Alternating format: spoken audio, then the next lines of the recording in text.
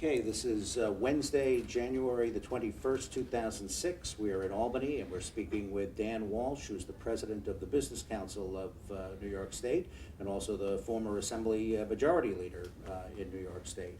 Dan, first off, thank you for coming in and meeting Thank with us you. today. I wonder if you can tell us if you recall when you first became aware of an organization called CSEA.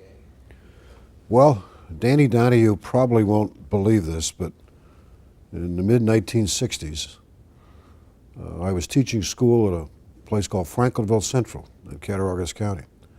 I also happened to be the president of the local NYSTA union, which was before NYSET. And a guy by the name of Tommy Hobart was the head of the Buffalo NYSTA chapter. And we would frequently get together. And there'd be a variety of other members of different organizations. And Bob Latimer, going way back in those days, was I think my first contact with at least the statewide CSEA.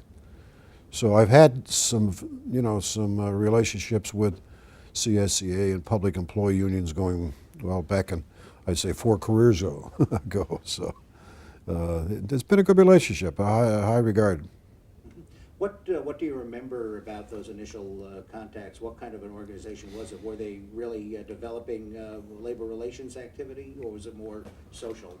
Well, this was shortly after the Taylor Law was put into place, and everybody was growing with that, and collective bargaining terms and conditions of employment. I was frankly on the teacher side of it more than anything else, but everybody was going through the pains of impasse, which was a formal process, much unlike what we have today, the potential for binding arbitration, but certainly not on the education side. But the relationship was good because it's a very healthy relationship with organizations like CSEA, and the fact that they do provide a public service as public employees. And New York State has had a history, somewhat changing from time to time, but has a strong relationship with counties and towns and villages. No other state has a structure like that. And because of that, you have an extraordinary proliferation of public and private relationships with workers.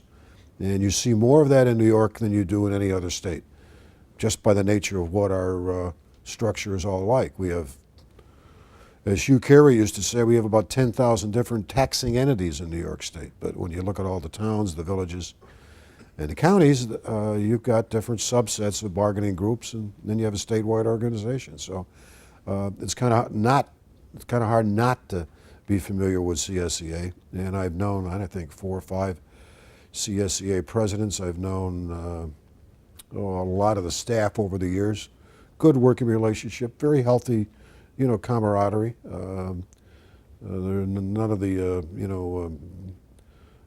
do it or death kind of stuff. Always had a sense of humor, although I must say, certainly not in the CSEA's case, but working around government the last few years in New York, seems like they've forgotten or have at least thrown their sense of humor out the window. So it's a healthy working relationship. Okay.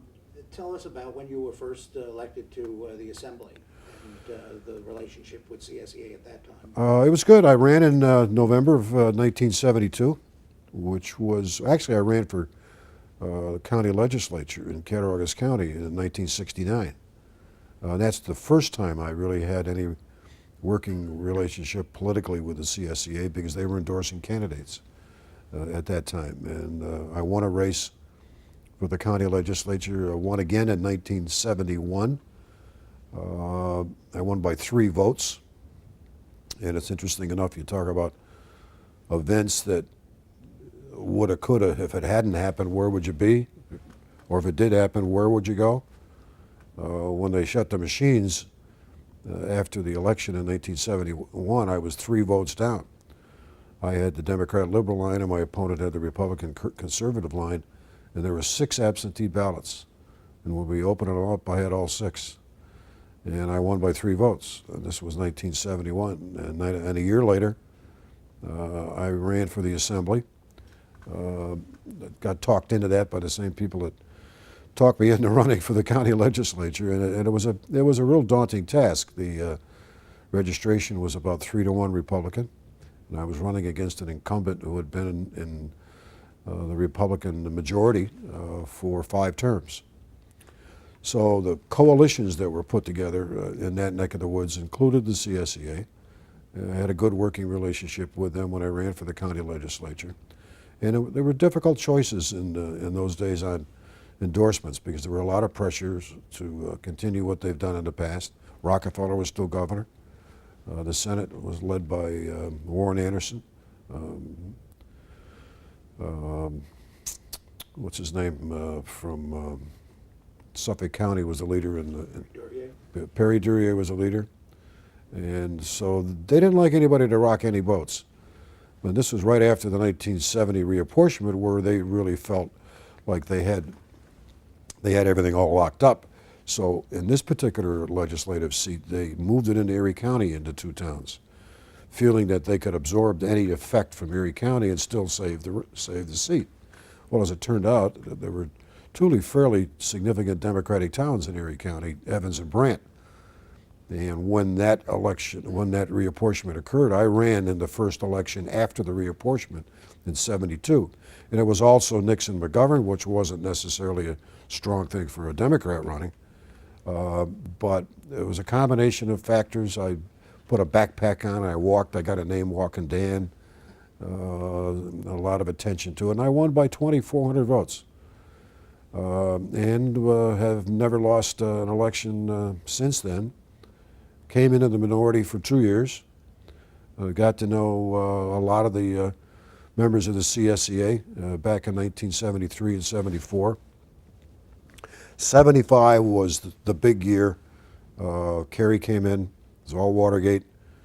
We went to bed the night of the November '72 election, and we were 19, almost 20 seats in the minority. Woke up the next morning, we were almost 20 seats in the majority. And the same number switched in '76. And pretty much most of the large numbers of Democrats in the Assembly today came out of '74 and '76. There's been maybe 8 or 9 more since then, but that big block changed hands in those 2 years. And shortly after Kerry became governor, we had the New York City crisis, which changed everything in New York forever. And it still has a great effect. And when you just look at we had a press conference the other day with Alan Hevesy, Tom Libous, Senator Libous, and Assemblyman Morelli on the Speaker's debt control legislation, requires in part constitutional changes. I couldn't help but think of those years back when the headlines in the Daily News, President Ford dropped dead in New York, which was part of a multiple throng effort to get federal support for aid. I mean, the city was in fact bankrupt. Nobody wanted to buy their paper, and all the paper that was out on the street was owned by a variety of people, including France and Germany. Like 38% of the municipal paper in New York City held by 2 foreign countries, and they couldn't collect on them, couldn't turn the debt in, couldn't issue any debt. And obviously all the attention was paid on the national scene, but it had an extraordinary effect on the public employees in New York City and statewide. The union pension systems, teacher pension systems are all required to buy MAC bonds. The MAC bond concept was set up during those periods of time. And one thing that was created out of that still is effective today, good, bad, or indifferent, depending on where you're at. They created then the Emergency Control Board, Financial Control Board. A variation a couple of years later, due to the Fed's requirement, took the term emergency out, so it's still the Financial Control Board. And basically, New York City still has it on paper. We've had it in Yonkers. We have it in Buffalo and Erie County today. So that device, good, bad, or indifferent, has had a strong, lasting, and lingering effect on public employees in New York. Good, bad, or indifferent. And it comes with varying amounts of clout, so to speak. You've got a soft control board for the county of Erie. a little harder control board for the city of Buffalo. Yonkers had a very hard control. New York City had a very difficult one, because it basically could break contracts. And that device is still here today. Here we are in 2006. 1975 is when it all started. So that probably had more effect on relationships between legislative bodies and public employee unions than anything else. And because we're so steeped, as I said earlier, in different levels of government, they all end up potentially being stuck in this malaise. City of Yonkers, a county, another city. So these things happen. Certainly, looking back at a lot of the news clips about what they referred to as the New York City fiscal crisis, and certainly it was part of Hugh Carey's trial by fire as governor.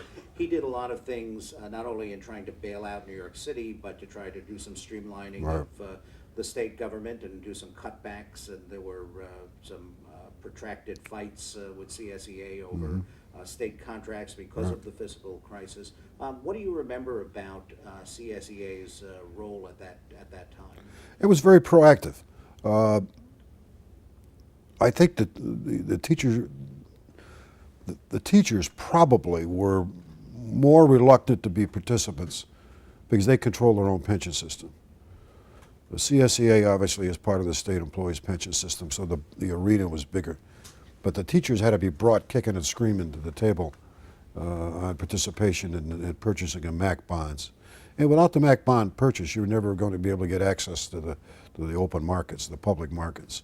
And it was very divisive. I mean, I remember, today, if you raise an issue that is basically upstate or basically New York City oriented, people would say, well, why don't you do something for upstate?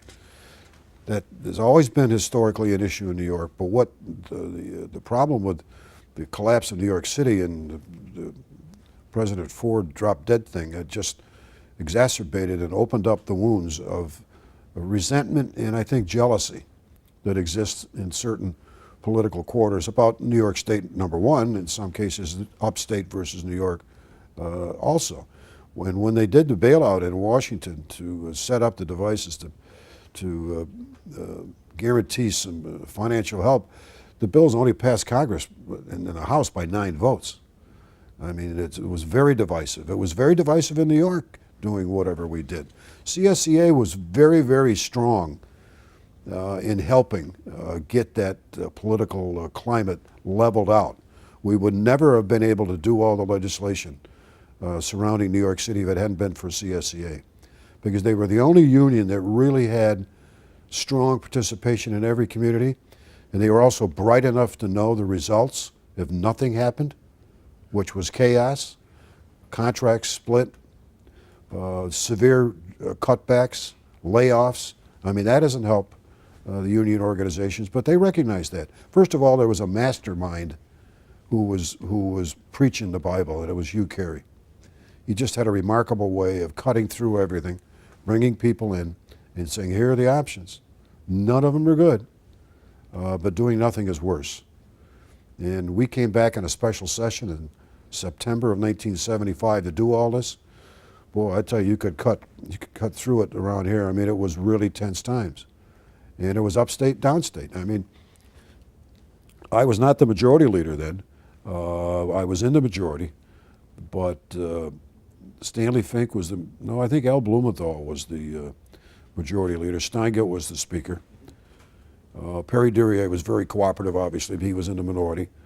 And Warren Anderson, obviously, in the Senate. But Warren Anderson had a tough time at that conference because his conference is predominantly downstate. And it was very difficult to get the votes to pass that stuff. But CSEA, to their credit, was probably the best union of all. In all due respect to the teachers, I think they were a little more self-centered. They were concerned about how much guaranteed interest they were going to get on the loans rather than trying to get this thing corrected. But CSEA, because they're in the trenches, I don't think we could have done it without them. And I think Governor Carey publicly said it many times. You mentioned something interesting earlier about the transition in the Assembly from Republican to Democratic control. certainly, I think CSEA throughout that particular time in history wasn't seen as being, close to either of the political parties. They were, very, very fiercely independent. Did the politics play any role in CSEA's movement to be involved? No, I don't. I think your characterization of their political position is good and it's accurate. I think outsiders would view, in general, unions as being probably more Democratic leaning than Republican. But hey, if you're a smart, intelligent union, which CSEA has always been, and you got a governor like Rockefeller, and a Warren Anderson, and a Perry Duryea, I don't think you have to wake up in the morning and figure out what you may have to be doing this week to get some things done. And they're state employees. You got some local units, obviously, but most of the local units in New York State historically have had a tendency to be Republican administrations. And I mean, New York City's a little different, at least in the last 10, 15 years, but I think the union has been very good. They're very smart. I mean, there's a risk when you get over-identified, and I think most unions who are active today fight that risk because it can turn around and bite you if you're very dominant to one political party. And but I don't think CSEA has ever had that reputation. I think they've always been viewed, at least in my mind anyway, and still today under Danny Donahue, very intelligent and hardworking union. And that kind of an atmosphere and that kind of a respect doesn't come overnight. You have to earn it, and CSEA has earned it. Moving on from the New York City fiscal crisis and how that played out, what are some of the other issues that you remember in that period as being significant fights that CSEA had a role in?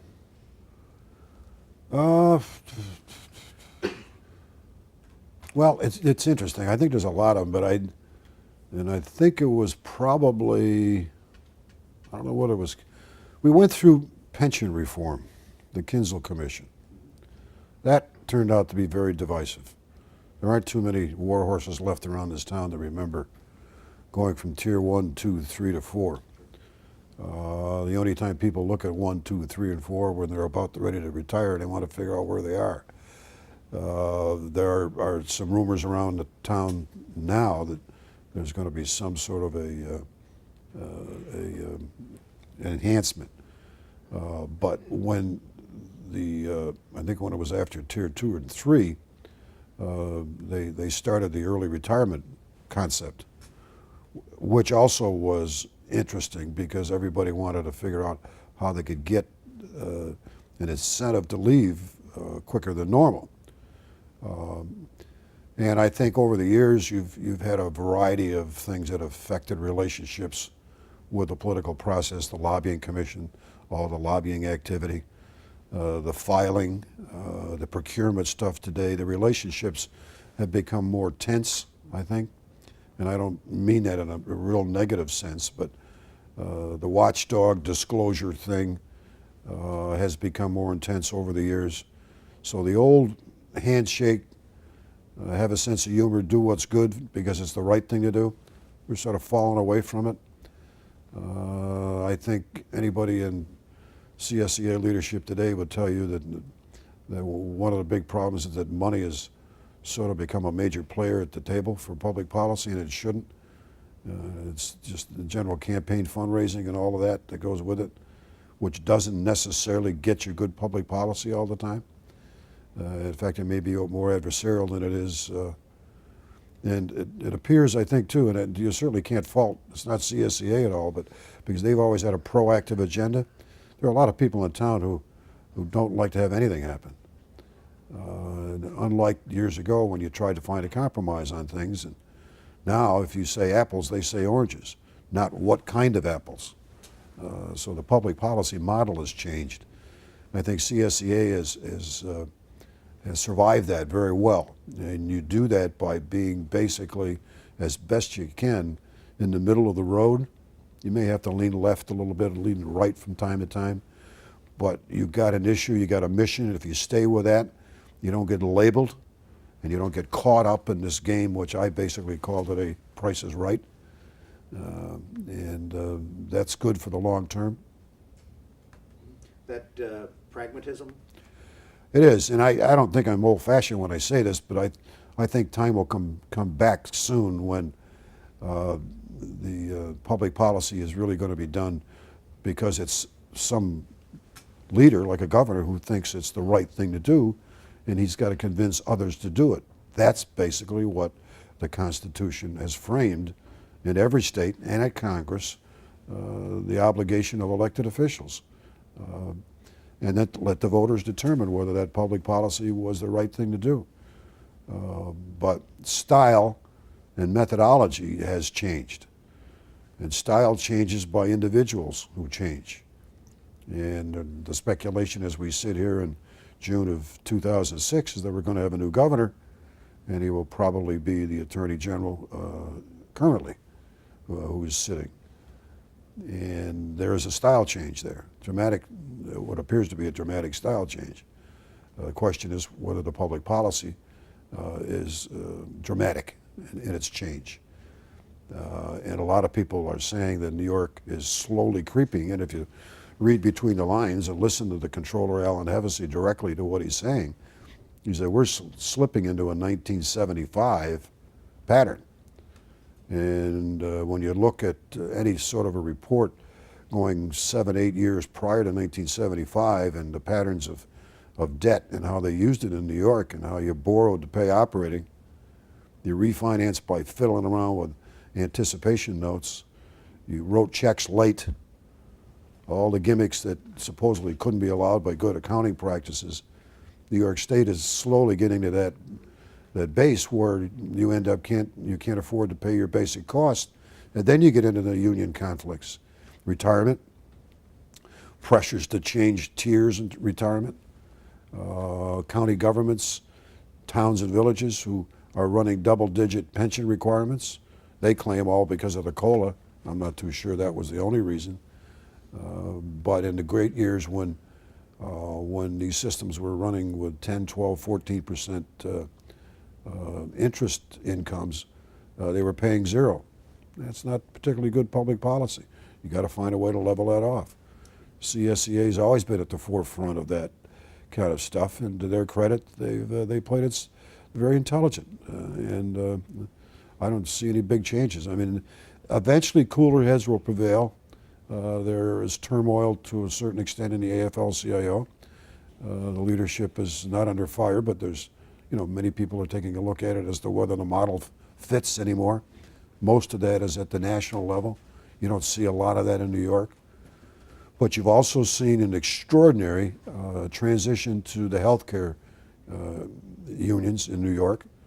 There's a modest amount of CSEA in the healthcare industry, but the big providers obviously are 1199. Dennis Rivera, who's another very bright guy who runs a very intelligent, strong union base. And they are prevailing to a great extent with public policy. We find ourselves on the other side of the table, sometimes adversarially with some of the policies, but that's because healthcare has become very, very expensive. And the public taxpayer is paying for a lot of it. So, and which gets translated into the real property tax, gets translated into the cost of doing business in New York, and there are books being written on that. And so we spent a lot of time trying to convince people that our only mission at the Business Council is to make sure that the climate to do business in New York is better than it was yesterday. Sure. Let me go back again to the 70s, because certainly one of the significant battles for CSEA in the late 70s was to enact the Public Employee Safety and Health Act. And I wonder if you remember anything about that campaign. Yeah, it was a good one. It was somewhat adversarial because you get into mandates, but it was one of these things that was going to happen. You just sensed it. You knew it was going to happen. The question is, how do you make it as acceptable as you can without mandating everything all over the place? We've still got the issues today. Here we are in 2006. We have 42 different mandates in the healthcare policy in New York State, and Timothy's Law is sitting right around the corner. Could be the 43rd. Question is, how much can you load up in these particular programs? And I mean, there's only so much you can do. New York State's had a reputation in the minds of many that as being the big social experiment. You know, let's try it. Suffolk County has always had the reputation of being the social laboratory for public policy. But you have to be careful. I mean, sometimes the stuff that sounds good gets very expensive. New York State's a tough state to put a cookie cutter on it and say it's going to fit everywhere and work everywhere. And I think CSEA knows that. Certainly, with all their different units around the state, it's got from our own experience. Oh, it's got to be hard because you just can't. What fits in Erie County certainly isn't fit in Albany County, and the larger your different CSEA units are, they're all. I used to say the school systems in New York are like snowflakes. They all look alike, but they're not. They're all totally different. Tell me about Mario Cuomo being elected governor of New York State, and especially coming from behind in an underdog victory over Ed Koch in the Democratic primary in 1982. What role do you remember CSEA having in that? There was a prominent role. I mean, I happened to have sat in the convention in San Francisco and listened to that extraordinary Tale of Two Cities speech, so to speak. Powerful delivery, powerful orator, and I think it was just that time in New York for a guy like him. And he wasn't a novice. He had been with Kerry for a considerable amount of time, and that tandem effect that the two of them had. But Cuomo was almost destined to be governor. I mean, you could not be around him and not be impressed with the guy's ability to communicate. And I think as time goes on, he tried for a fourth term, much like George Pataki decided not to. You wear your welcome out after a while, and it's different than it was. I mean, when Hugh Carey was in the middle of the mess in '75, there were probably 4 talk shows in New York City and no blogs. There was no New York One. And you ask yourself today, when you look at the media and the accessibility and the instantaneous nature of the media, whether you could get done today in 2006 what was done in 1975. My parents came from Ireland in 1909. They were born in 1889. And they were both 19 years old when they came here, and they spent about a year and a half in Boston and ended up in Olean, New York. And my dad, years ago, would be able to get on our crazy television set out of Olean, which was a feed, which was cable, basically. He got WOR out of New York. And he was fascinated because a lot of the family lived in the city, in the Bronx and the Queens. The extended family, I should say. So he was always interested as what was going on in New York. And you mentioned Ed Koch and Mario Cuomo. I remember going home. I was then the exalted majority leader from Olean, New York. I was a big thing, They'd never had one, and I was a Democrat. Well, that didn't bother my dad. He was the first one to tell me when I did something wrong. But he used to sit there and watch the TV all the time. And he was fascinated with Ed Koch, totally fascinated with Ed Koch. He says he's the only guy that's ever been able to straighten that city out. Just grab it by the neck and shake it. So now we're down into a political season where I'm asked to endorse Koch or Cuomo as myself, the majority leader, not as a party. And Stanley Fink was the speaker then, and had chosen me as majority leader in 1979. And I went home that weekend and I said to my dad, Dad, I got to make a decision. I've been asked by both Mario Cuomo and Ed Koch to endorse their candidacy. And he said, that's a no-brainer. You got to endorse Koch. The guy's saving the city. We don't know what Mario's going to do, but this guy is doing something right. So, smart Irishman as I was, I did what my father told me. Well, I got to tell you, here it is 2006, and I don't think they've forgotten yet. It's a running joke when we get together occasionally, but he was an extraordinary governor. Probably shouldn't have decided to run for a fourth term. Probably should have ran for president. It would have been an interesting run. I mean, the airplane's engines were humming out at the tarmac and ready to take him to New Hampshire. That's a true story. But between Kerry and Cuomo, you couldn't have any more delightful people to be around. I mean, the personalities were totally different, but just couldn't wait for a fight. And wanted to get things done. And then George Pataki came in with a totally different public policy model, and in 3-4 years, did some extraordinary stuff. Can I? Sure. We're back. Certainly when Mario Cuomo became governor of New York, he faced his own fiscal crisis and had some very tough times that didn't sit too well with CSEA, which had just endorsed Right. him. And I think the first thing he did was issue 14,000 layoff notices to state employees. What do you remember about that fight? That was not a good time. I happen to live in the town of Bethlehem and Glenmont, and you can't go to a grocery store without seeing a lot of your friends who are either in government or at some level. And unfortunately, it's the nature of the public model. And when you have government and structures of government that are steeped in different levels of government, you're going to have these relationships with the employer and the employee that from time to time get tested. And we see to a great extent the same model in the private sector. And my favorite example is Corning.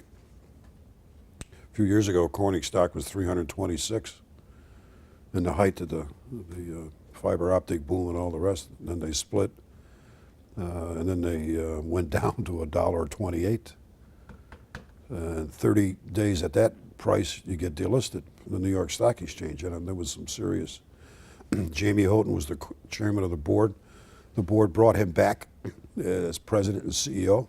And within a period of 2.5 years, 15,000 people were no longer with Corning. He shut 5 operations. And unfortunately, when you get to issues like that and other issues in public policy, you have to peel away the emotion if you can, because it's hard to do, and then because it's a dollar and cents issue. And when you start looking at places where you want to save money, personnel costs are obviously the places you go. I mean, you take a look at school systems today, they're running between 80 and 85% personnel cost on a dollar. So if you're trying to find some savings, and you don't go to personnel, everything is on the margin. You cut back sports, you're playing around with all that stuff. And the model of when you work for the state or the county or a town, you have to accept that model. I mean, that's the way the model works. And hopefully a good, strong economy turns that ship around. And if you remember back when all of that was happening, the federal economy wasn't a hell of a lot better than New York. And it was a while before it got turned around, and then everything started to move. And when you have a structure, particularly your local government model, which is predominantly off the real property tax, unlike the state model, which is predominantly off income and sales, you get two sets of pressures that are constantly banging. And the state's way of saving money is basically to look at the cost of the personnel side first, because where are you going to go to get that kind of money? You can leave everybody, leave them in place and raise the taxes accordingly, or you do a mix, and that's what happened in the early Cuomo stages when they fiddled around with the high end of the income tax. I mean, we had effective income tax in double digits, like 15%. I mean, You didn't have to go too far to find. Well, first of all, you wouldn't have the announcements that we have read today about the possibility of 2 chip plants going into Saratoga County if you had a 15% marginal income tax rate. In those days, they used to call it the New York State differential. When somebody came in, they offset the high-end employees by paying them an offset because of the state taxes. New York State has got very competitive on the personal income tax side. You could make an argument there's probably some stuff still to do, particularly on the estate side, but the real property tax has become the culprit. It just wears people down. And this year, well, I don't know what the percentages were, but most of the school districts passed their budgets today, yesterday, except for Mechanicville. CSEA still is in this battle with a lot of the public employees that are in school systems. And now that the vote is all on one day rather than staggered all over the place like it used to be, there's more pressures to bear on that concept. So you're never going to get away from it. I think if the pension system keeps going the way it is, I think they'll be all right, and they won't have to go back and re-enter the whole tier concept. At least I'm just sort of guessing at that. But public employees in New York are always going to be in the forefront of public policy. You got a brand new governor, some governor coming in. Question is, how draconian does he believe it is, and is this a rerun of the first year of Hugh Carey when he said the days of wine and roses are over? I remember the budget book that came out at Hugh Carey's first year. That was green cover, naturally. Had all the explanations, whatever, except 2 sets of tables in the center of the book that were totally off from the description. And it was a last-minute 10% reduction straight across the pages. That was the governor himself doing it. He just didn't like the way it came out. Now, the question is, if you're Spitzer and you got some tough decisions to make, are you going to make them in that first year? Mario Cuomo, first-year governor. Tough decisions. The economy going to hell in a handbasket. When am I going to do it? Now or in my 4th year when I want to run again? You make them in your first year in hopes that you have a climate that will allow you to do it. And if everything stays the same, Senator Bruno continues the leadership in the Senate. Shelley Silver continues in the Assembly. You've got Spitzer. You've got an interesting public policy model. And is Spitzer going to sit around and wait for a cooperative atmosphere? My guess is he's going to come out with both guns because whatever he thinks he has to do to right the state or correct things here and there, he's got to get it started in the first year when you got all your leverage. Kind of leads into a question, and you alluded to this earlier with the whole idea of a lot of the debate on public policy issues becoming polarized. Certainly we see that between CSEA and your organization, the Business Council, that publicly there are certainly times when we're just at opposite ends of the Right. spectrum, and we may lock into a particular point of view that's somewhat a generalization, but probably the same could be said Right. of the Business Council in terms of the positions. Why is that, and how do you overcome it? Well, I think you just keep talking, and that's how you overcome it. There are some things that are that we do basically because we're considered to be the watchdog of the business watchdog of the process. We have very effectively over the years changed our model. We now have a scorecard that we have that you can get off of our website of all the legislators. We determine the score on that very intelligently because, first of all, you don't want to do it wrong. Second of all, you want to make sure you're objective and not subjective. And that scorecard was never designed to assassinate or to coronate. It was basically designed to maybe change some behavior. And that's really the best thing you can get out of public policy, whether you're on the CSEA side or the Business Council side. And that is how do you change the legislator's mind when you don't think they're going in the right way? We monitor, God knows, just about every bill that's put in. Don't spend a lot of time on some of them. We spend a lot of time on others. Our agenda runs all over the lot, from the environment to taxes to education and you name it.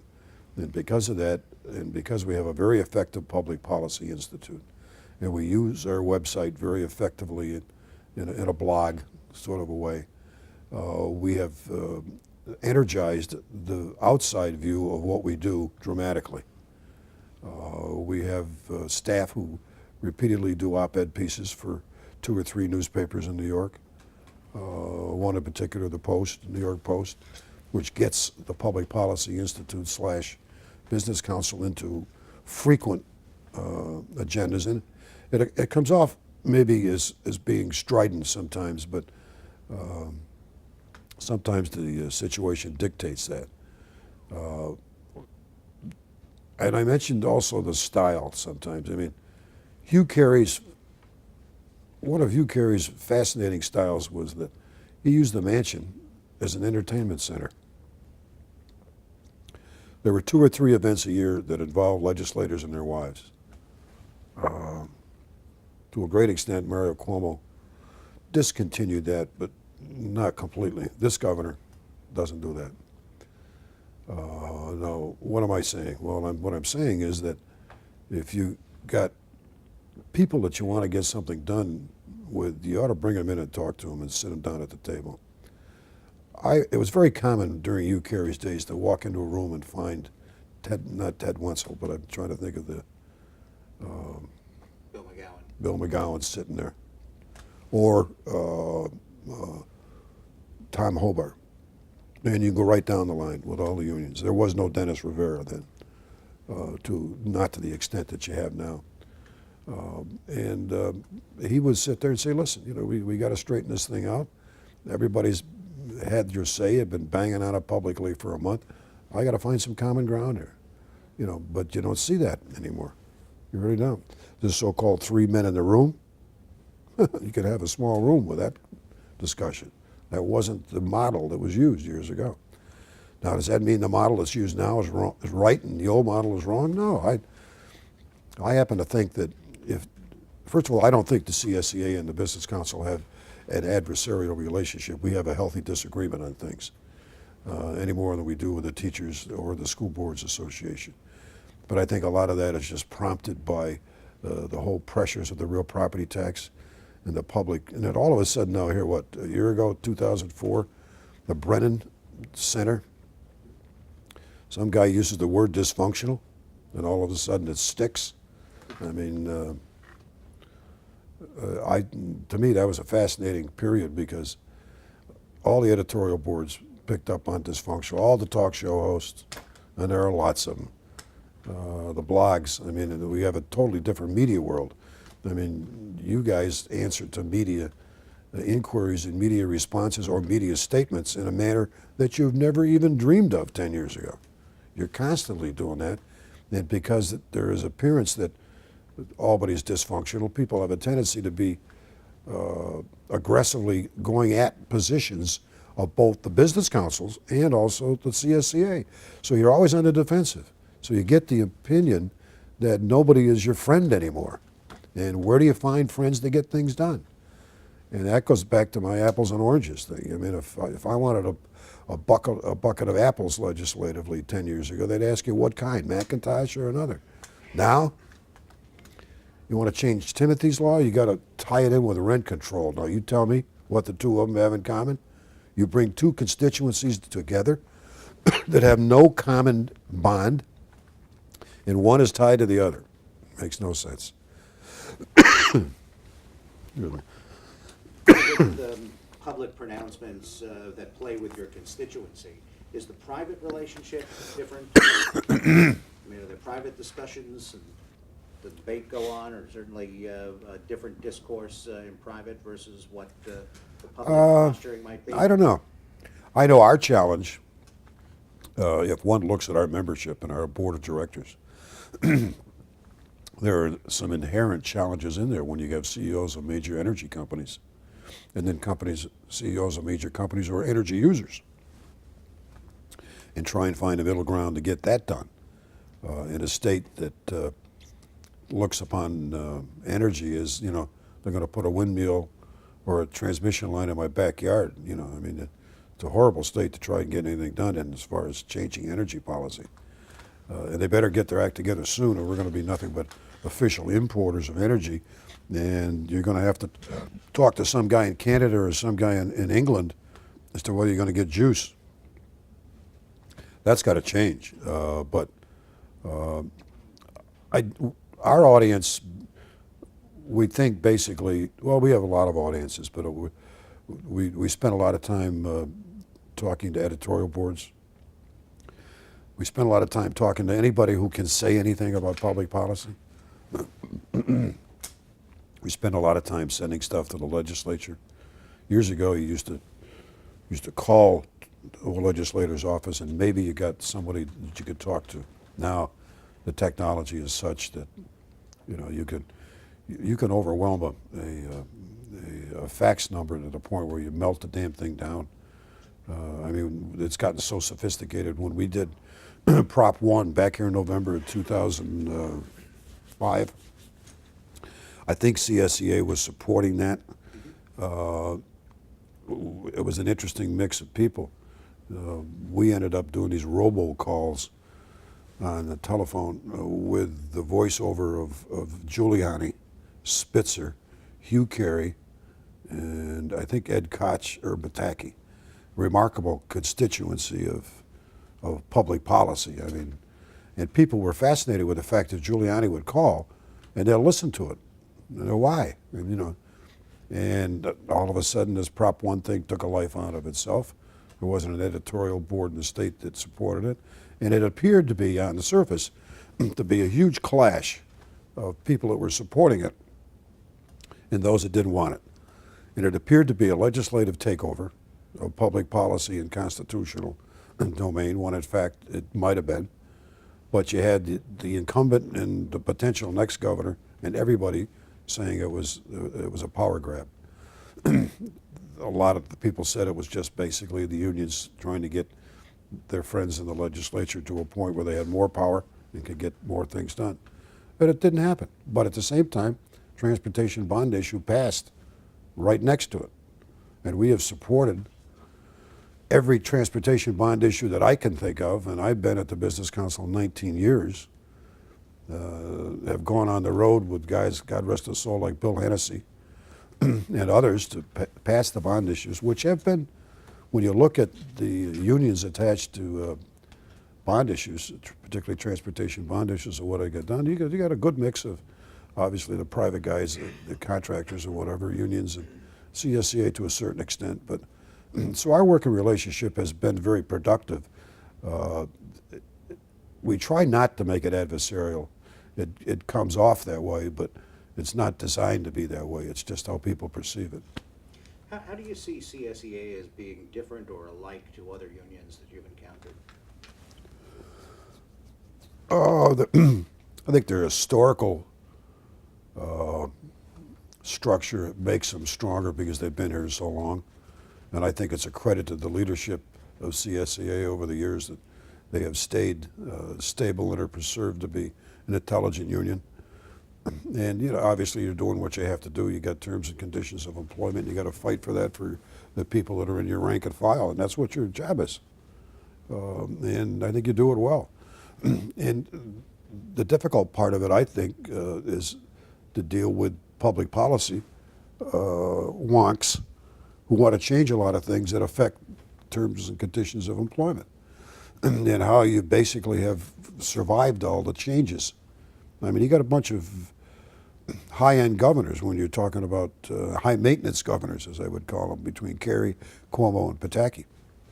Just take 12 years, and they'll go back to Rocky. I mean, I wasn't here for all of Rocky, but I was here for one full year and 1 year of Malcolm Wilson, and most of that was just observing. But you put Rockefeller, Kerry, Cuomo, and Pataki in line, and then have to have a union called CSEA who is still around, surviving, and is, and doing very well.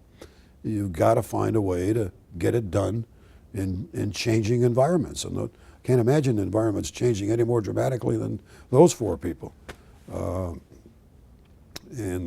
got some close friends who were very active with Ted Wenzel's group back then when Rockefeller was governor. I mean, the stories are legend. I mean, you couldn't put them in if you could write a book and put them in it, you would definitely be able to sell it. But you'd have to take the names out, and nothing would sell. But Suggested as fiction. right. But it's been a good proactive union, and it will be, because it's part of this fiber. I know you've had over the years, CSEA's had their competition in the rank and file area of unionizing, and I think that will continue. The question is, where does the next generation of expansion come from, and where are the possibilities of expansion? I think that's probably, without talking to Danny, and that's probably one of the big challenges that unions have. That's the big challenge of business in New York. I mean, we're looking at, when I first started in politics, we had 41 congressmen. We have 29 now. We will definitely go to 28 in the next reapportionment, and possibly 27. That's a loss of a lot of clout in Washington. If you put two freshman senators in, whose names are not Clinton or Schumer, in that arena where power and seniority prevail, and then leave the current congressional delegation right where they're at, without any changes in the House, the fortunes of New York aren't going to look too hot. And you start seeing it now. You saw it in the debate over the Homeland Security funds for New York City. A little bit of that starting to surface as to where our clout is and why are we getting short shrifted. And you're going to see more of that. I think you see it in the presidential elections. I mean, could you imagine having a presidential election when the winning president never appears in the state of New York to campaign? Sure. It's amazing. Yeah. So you got to ask yourself, in the big term, you know, as a union or as a business council or whatever, what's the model that we're in? What's the long-term viability of the organization? What do we have to change? Where do we go to find more friends? Where do we go to find more potential unions? I mean, obviously, healthcare is the exploding industry. That's a huge challenge. CSEA's got their own challenges with others in that arena. The Business Council's mission in life has always been a challenge. There are lots of organizations who look and talk like us, and we're competing with them every day. And as the population changes in New York, and it's going the wrong way, and as public policy appears to be coming out of Washington more and more than there is in New York, the companies that give us the dues and give us the money for advocacy is shifting their monies towards DC. And that's our big challenge. As we come down to the end of our interview, let me ask you for some short takes on some of the personalities that you've known in CSEA. You've mentioned Ted Wenzel, and say that virtually everybody that we've interviewed always gets a smile on their face when I mention the name Ted Wenzel. I didn't know him well. It was more on the edges. I did know. I mean, I was in the minority my 2 years when I knew Ted, and he was very respectful to members, and I think my background as a teacher and the president of a teachers association in a very small community was fairly well known during the campaign, and I was known as the walk-in teacher, as Rockefeller would say, and he called everybody Bill. So, you know, it was the easy way to remember people's name. Just call them all Bill. So, and I remember the events, and in those days too, it was very common to have watering holes that people attended after the session, and that's how you meet people. Well, not too far from here were two great places called the Ambassador and the 21 Club, where you ran into most people you wanted to meet at one point in time, where they came over and introduced themselves. That's frankly where I met most of the union leadership, in those two watering holes. And there were social events The big AFL-CIO reception. CSEA had theirs. You don't see that anymore, mainly because of the lobbying laws. We have one reception in January. We have no more during the course of the year, because the monetary amount that you're allowed to disperse per state employee / legislative official has been changed. So that has changed conduct, so to speak, and probably rightly so. But it's also changed the availability of intermingling. You know, you can stand outside of a legislator's door and knock all you want, but if you don't get in to see him, you're never going to create any relationships. There were ways to create relationships years ago that don't exist today, and it's harder and harder. And there are 105, I think, members of the Assembly. I basically don't know anybody who can tell you who the 105 are by name. Interesting. Now, after Ted Wenzel, Bill McGowan was the president. I would imagine, since you were from Western New York, and as he was... That was West Seneca Developmental Center, was it? Yes. Yeah. Well, I do remember that era very vividly, because one of the Willowbrook degree, Hugh Carey, and I'm trying to think of the doctor's name who became the health commission, but the big issue was the psychiatric centers, the developmental centers, and what do you do with the Willowbrook decree? I happened to be then, part of that period, I happened to be a member of Ways and Means in the Assembly, and we created a subcommittee headed up by, God rest her soul, Elizabeth Betty Conley, who just recently passed away. And we visited every developmental center and every psychiatric center in New York State over the span of the summer. It was one eye-popping experience. It was extraordinary. And to this day, I still remember some of the scenes. Not necessarily good. Carey changed that whole scene, and that whole scene of going out of the community with community-based homes. That was not popular with CSEA in those days, because it transferred, obviously, the potential employment to an institutional setting to a community-based home, and with the possibility of eliminating, actually, the state employee in the process. So those were tense times. But Billy handled it well. Carey handled it well. And now the model is almost completely reversed. So those were good days. Yeah. What about Joe McDermott? You have a lot of interest? Didn't know that much. Didn't interact that much with Joe. Okay, and probably around the time that you were heading over to the Business Council. Too, Yeah, I came to the council in '87, April 4th, 11:35 in the morning.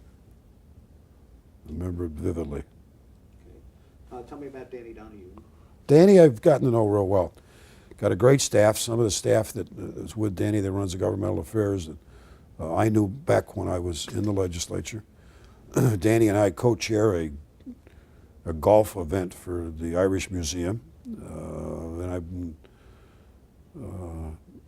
known him. I've known him for quite a while. He's doing very well, and rumor has it that he might be running for bigger things at the national scene, and I hope he gets it. It'd be good. I think he still is an international VP in AFSCME, and so if he wants to go after the big one, that'd be great. But we work close. We got a good, healthy respect for each other. From time to time, we kid about he claims that one time I was one of us, he said, and then he went to the dark side. And you joke about it, you know, take it serious. And you mentioned early in the interview Bob Latimer as being one of the first people you met in CSEA. Tell me about your experience. I used to have a problem with Bob because he never smiled. And coming from Western New York, you got to Albany only two ways, three ways. You took a train that was a lot longer than it is today, or you drove, or if you took one of those days frequent flights. Years ago, you could get a round-trip ticket on People's Airline for $59, which sounds outrageous. Even then, it was relatively cheap, but there was a lot of competition on flights, and so it was not uncommon to bump into Bob frequently. And usually would bump into him at different events and then during the political season, but he always was very stern and tall, and he had a level of importance that was beyond himself, as people would say. But he was a firm believer in what he did. And he was very prominent during the election cycle because he pretty much, at least he gave the impression anyway, he pretty much controlled the endorsement process for Western New York legislators. Until, I'm sure, from time to time, the top dog would get on the phone and tell him to calm down. You know, we haven't really decided on this one. But he was good. You've really answered this question, but let me ask you one more time. Why do you think CSEA has been able to survive and thrive for close to 100 years? They've been proactive. They've been very intelligent. They haven't taken the rigid partisan positions that other unions have gained the reputation of doing, because in the mix of public policy today, you really have to be careful where you take your constituency, because the union is only as good as your members, and your members are all over the lot politically, any more than more people that I deal with. So you have to be very careful where you take them. But there are trends and things that become obvious. But they basically have done, I think, a good job dealing with public policy in the political process, where they haven't been shut out of anything. They've always been allowed at the table, and that's the secret. You don't want to put yourself in a position where you're considered a risk at the table, because you may upset somebody else. And when you're not considered a risk, you can get some things done. If you're considered a force, that's one thing, but a risk is totally different. And I've never met anybody that's been attached to CSEA that put them or their membership in a risky position. They've had some firm opinions, but they've never been really risky.